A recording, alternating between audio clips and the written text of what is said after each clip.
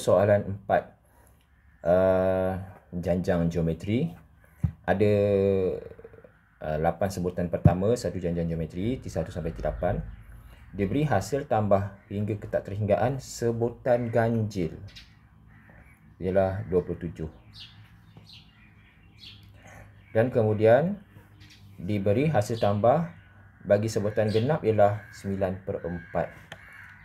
Jadi soalan ini sebenarnya agak, nak kata kebat pun lebih kurang lah, ya, dah menghampiri kebat jugalah. Sebab dia bukan lagi hasil tambah ke tak terhinggaan, dia ada sebutan ganjil, sebutan genap. Apakah maksud dia? Maksud dia macam ni. Okey, kalau sebutan genap yang merah adalah T2, T4, T6, T8.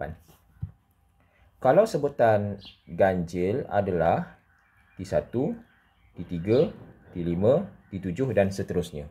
Sampailah ke tak terhinggaan.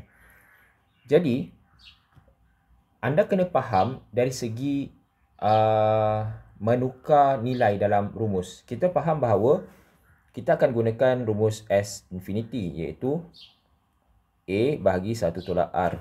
Itu yang biasa. Okey, tetapi sekarang ni akan ada pengubahsuaian kepada A1 tolak R tersebut. Okey, sekarang kita kena faham apa? Kita kena faham bahawa akan berlaku perubahan pada nilai A, akan berlaku perubahan pada nilai R pada yang merah dengan yang ungu. Okey.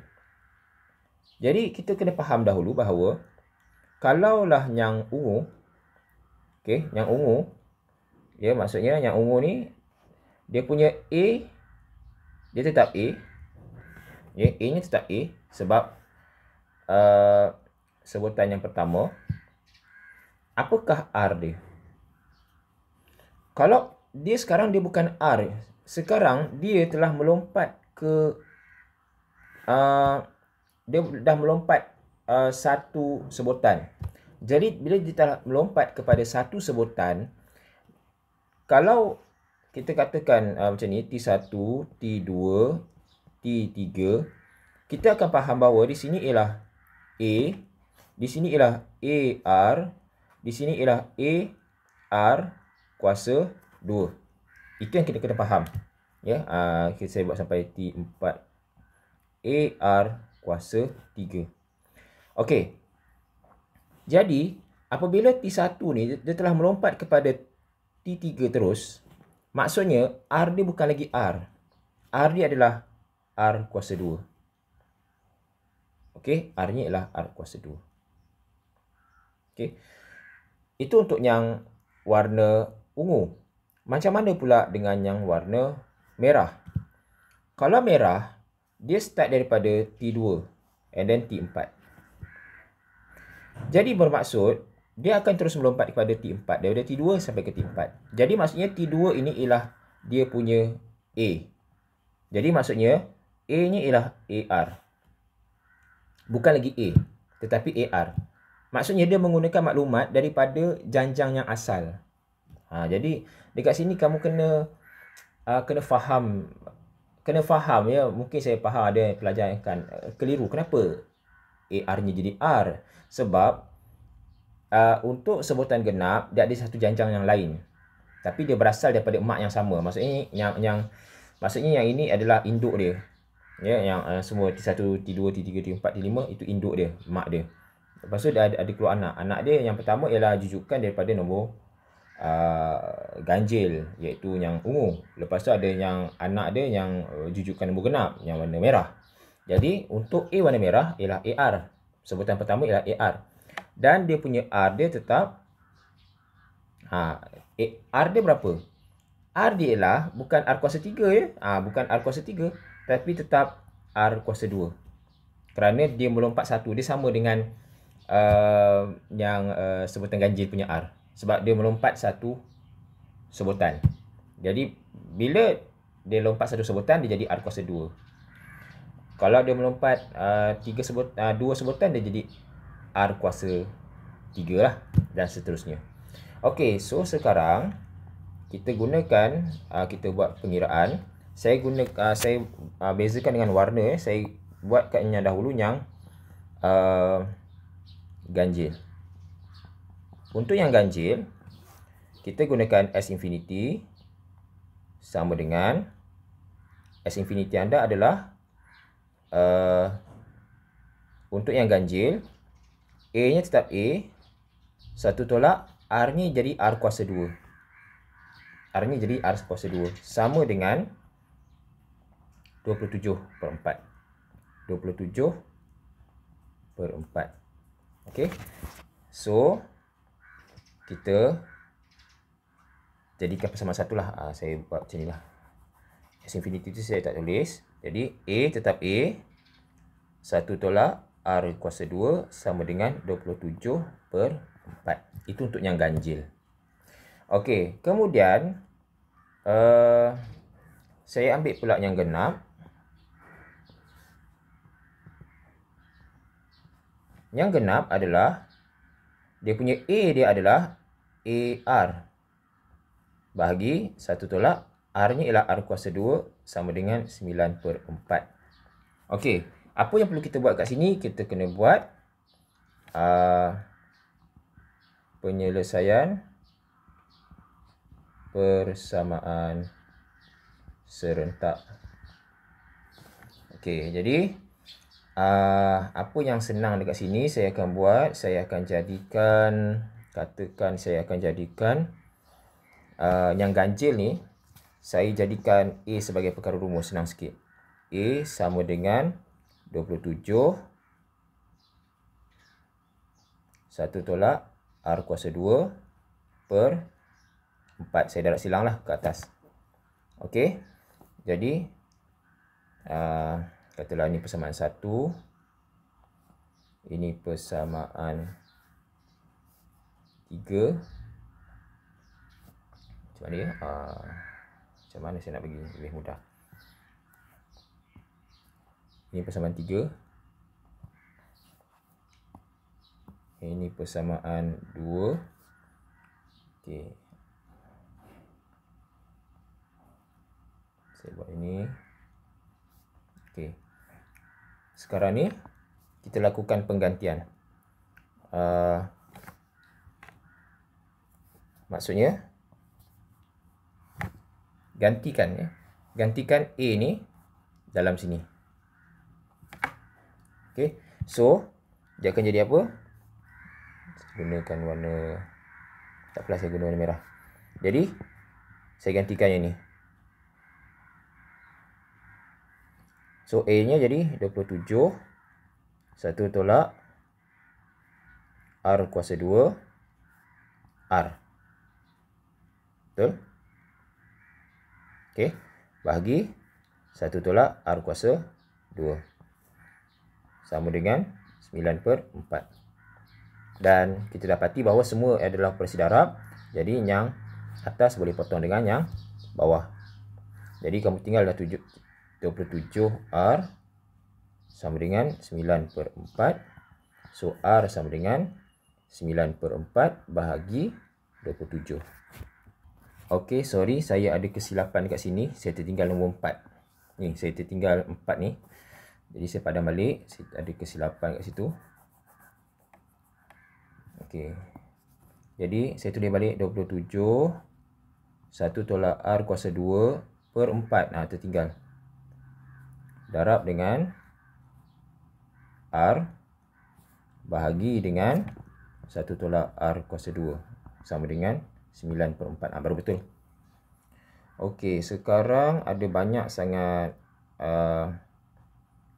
pecahan ni. Okey. So 27 1 tolak R, jangan kemang dahulu ya. Kalau nanti kod-kod boleh kita potong. Jadi R kat situ per ni kita boleh panjangkan macam tu lah. Ya, kita boleh panjangkan terus. Jadi yang bawah ni darab je naik kat sini 4 ni. Jadi 4 1 tolak R kuasa 2 kat situ. 9/4. Itu ialah matematik lah. So, kita boleh dekat sini kita boleh potong ini.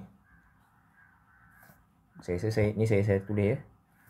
Ini patutnya saya tulis macam ni. Kuasa 2 dekat dalam. Okey. So, akan tinggallah situ 27R per 4 sama dengan 9 per 4. Baru betul. Jadi 4 boleh potong dengan 4. Jadi R sama dengan 9 per 27 sama dengan 1 per 3. Jadi R sama dengan 1 per 3. So, kita ambil balik pengiraan. So, kita continue penggantian yang 1 per 3 ni kita gantikan dalam persamaan yang ini. So, kita dapatlah A sama dengan 27, 1 tolak 1 per 3 kuasa 2 per 4. Jadi, kamu tekan saja kalkulator. Jadi, kamu akan dapat A sama dengan 6. Okey. So, yang ni dia ada sedikit unsur-unsur kebat lah. Kebat dan kemahiran matematik. Okey, seterusnya soalan ini. Okay.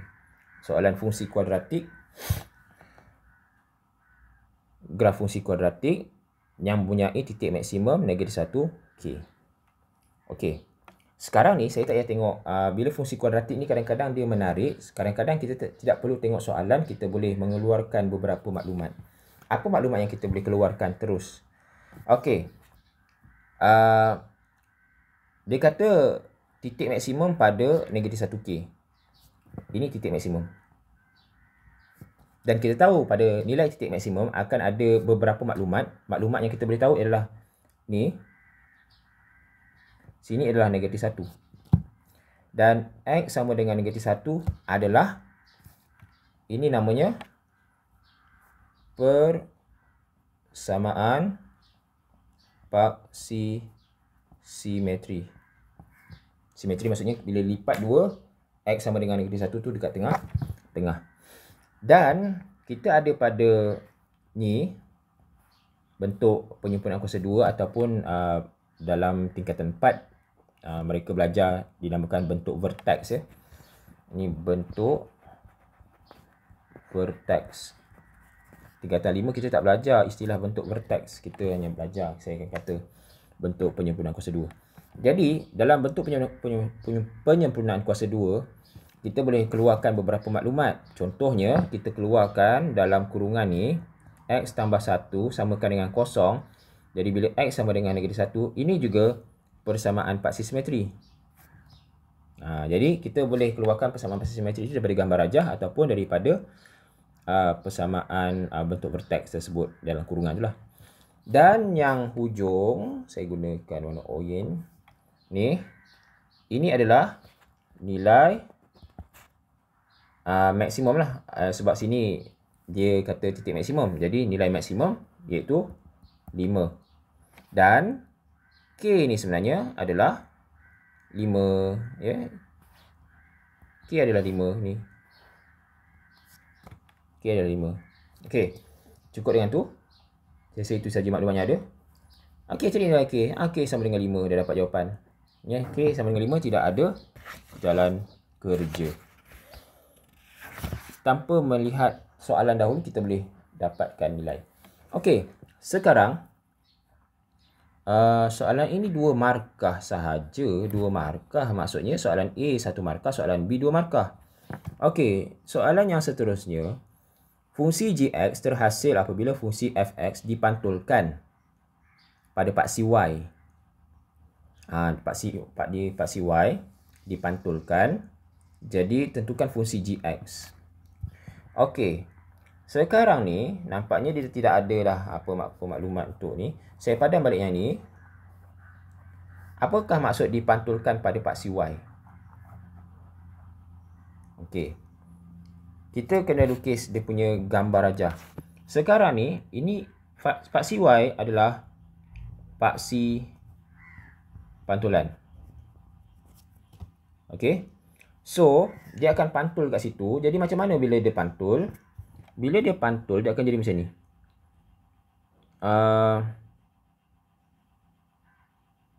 Macam ni. Macam tu lah. Lebih kurang ya. Mungkin tak apa cantik sangat lengkung tu. Lebih kurang. Nak lagi sekali. Dia kembang sikit lah. Macam ni.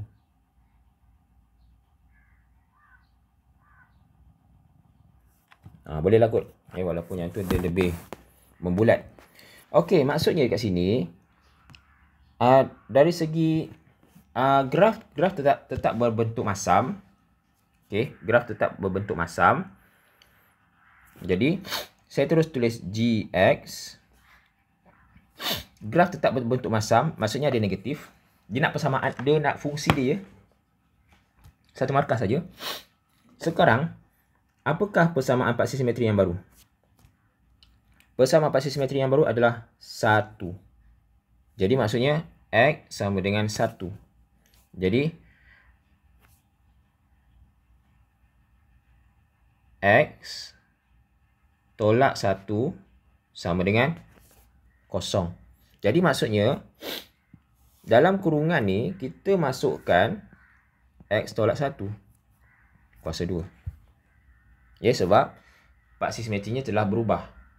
Ya, jadi kita nak tahu dalam kurungan tu kita buatkan persamaan paksi simetri X sama dengan 1, yang kita pindahkan X 1 tu ke sebelah kiri. Jadi X tolak 1 itu kita masukkan ke dalam kurungan. Okey, persoalan sekarang, titik ni, apakah nilai titik ni? 1. Adakah berubah dia punya nilai maksimum dia? Nilai maksimumnya tetap sama 5. Maksudnya tetap tambah 5. Jadi inilah jawapan dia. Senang saja. Yang ini saya boleh katakan dalam kategori senang.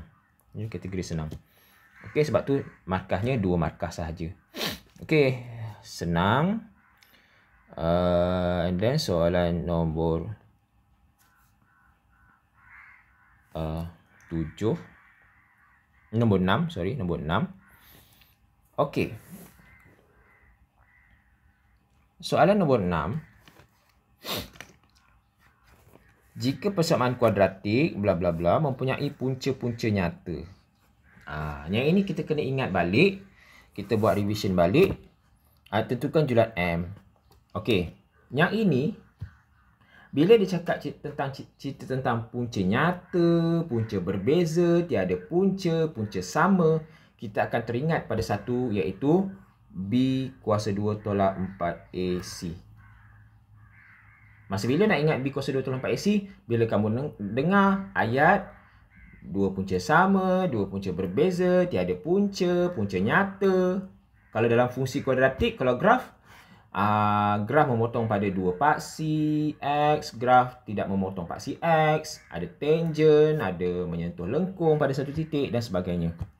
Okey, so sekarang ni kita kena buat revision balik.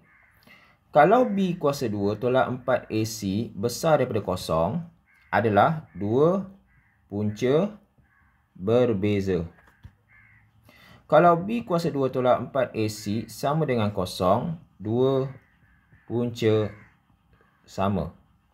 Kalau B kuasa 2 tolak 4AC kurang daripada 0, tiada punca ataupun punca khayal. Okey, masalah sekarang yang mana satu? Okey. Yang ini kamu kena ingat satu benda. Kalau B kuasa 2 tolak 4AC, kalau punca nyata sahaja, dia akan tandanya besar dan sama dengan 0. Okey, yang ini banyak buku dia tak tulis. Okey. Apa beza dengan yang kedua, 2 punca berbeza? 2 punca berbeza ni kadang-kadang dia buat macam ni. 2 punca nyata dan berbeza baru besar daripada 0. Kalau 2 punca nyata dan berbeza, dia besar daripada 0. Kalau 2 punca nyata sahaja, dia ada sama dengan. Jadi sekarang kena guna besar dan sama dengan kosong. Okey, so sekarang kita ambil balik yang ini, kita susun dalam bentuk ax squared plus bx plus c. Susun balik, susun semula. Jadi m kenapa tak pula?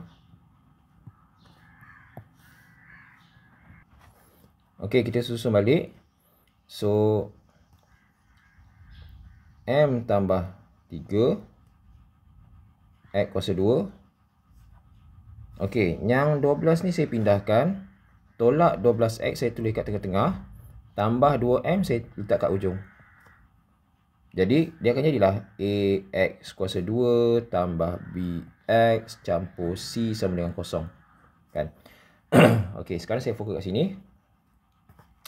So, kita keluarkan a sama dengan m campur 3. B sama dengan negatif 12. C sama dengan 2m. C adalah yang tak ada x. Jadi, kita masukkan b kuasa 2 tolak 4ac.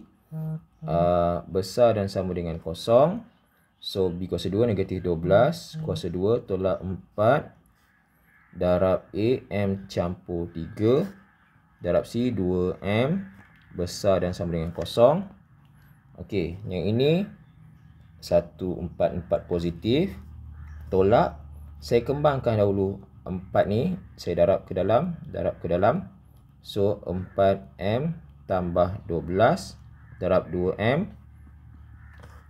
144. Saya kembangkan pula lagi. Darab sini. Okey, so 4m darab 2m. 8m kuasa 2 campur 24m. Besar dan sama dengan kosong. Dan saya buka kurungan. 144 tolak 8m kuasa 2. Jadi saya darab masuk negatif kepada 2 orang. Jadi tolak 24m.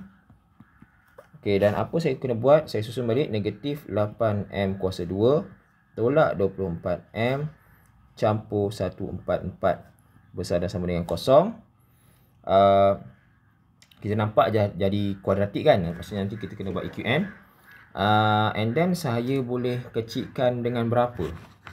Okey, saya boleh bahagi semua dengan 8.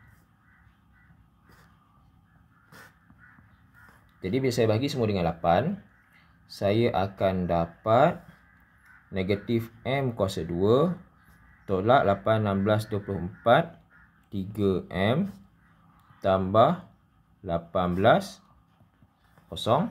And then saya nak tukarkan a supaya dia jadi positif. So tanda semua saya tukar. M kuasa 2 tolak jadi tambah 3m.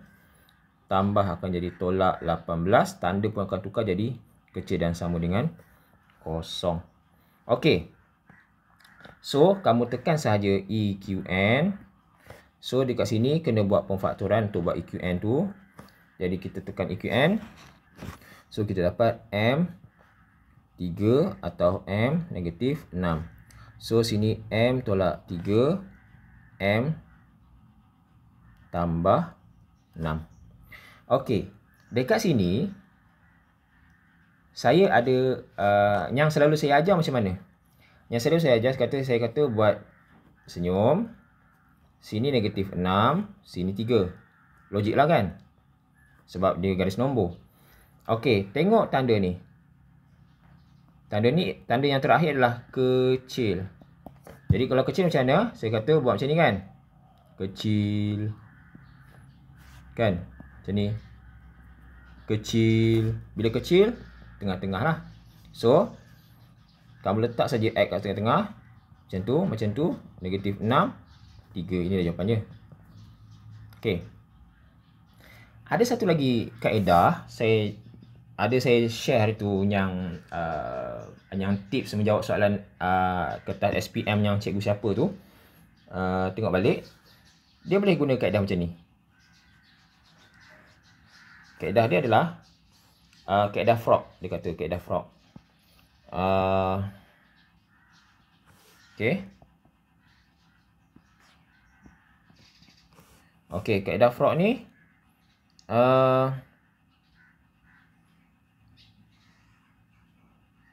macam ni, saya dah lupa dah. Dia kata sama juga sebenarnya. Sama ke? Ya, sama. Dia kata buat macam ni. Anak panah dia yang ni ke sana. Anak ni tetap. Yang ini, okey, anak panah ni tetap. Anak panah dia mesti hala ke kiri. Yang ke kiri tidak berubah. Yang ke kanan sahaja yang akan tengok yang terakhir. Yang ke kanan dia akan bentuk macam tu. Macam tu. Jadi maksudnya, mestilah macam ni kan? Macam ni. Jadi sini adalah negatif 6. Sini adalah 3. Jadi sini tengah-tengah letak X lah. Sini negatif 6. Sini 3. Itu satu lagi kaedah. Okey. Faham tak? Kalau tak faham nanti boleh tanya saya kenapa kaedah dia macam tu. Okey. Saya stop yang ini dahulu. Nanti kita tengok pada video seterusnya.